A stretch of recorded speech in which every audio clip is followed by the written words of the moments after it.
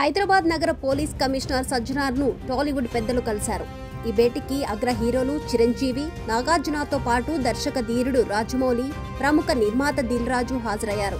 ఇటీవల piracy website iBomma నిర్వాహకుడు ఇమ్మడి రవిని సైబర్ క్రైమ్ పోలీసులు అరెస్ట్ చేసిన నేపథ్యంలో పైరసీ సమస్యపై సమగ్ర చర్చ కోసం ఈ భేటీ ఏర్పాట్లు చేసినట్లు తెలుస్తోంది. సిపి సజ్జనార్ వెల్లడించిన వివరాల ప్రకారం ఇమ్మడి రవికి సంబంధించిన హార్డ్ డిస్క్లో 21,000 సినిమాలు ఉన్నట్లు గుర్తించామని సిపి సజ్జనార్ తెలిపారు. పాత సినిమాల నుంచి తాజాగా విడుదలైన ఓజీ వరకు అన్ని దాదాపుగా అతని డేటాలో లభించాయని కూడా పేర్కొన్నారు. అంతేకాకుండా అతని వద్ద 50 లక్షల మంది వినియోగదారుల డేటా ఉందన్నారు.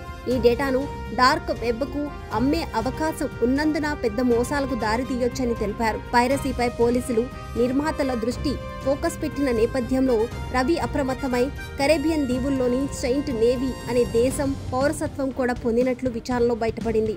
ఇమ్మడి రవి సినిమాల పైరసీ కోసం దాదాపు 110 డొమైన్లు కొనుగోలు చేశాడు. 2019లో ఐబొమ్మ వెబ్సైట్ను ప్రారంభించి వేలాదిగా సినిమాలను అప్లోడ్ చేశాడు.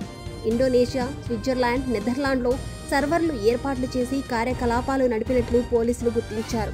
ఐబొమ్మ వల్ల అనేక మంది సైబర్ నేరాలకు గురయ్యారని, పైరసీ వల్ల సినీ పరిశ్రమకు భారీ నష్టం జరుగుతుందని సిపి సజ్జనార్ వెల్లడించారు.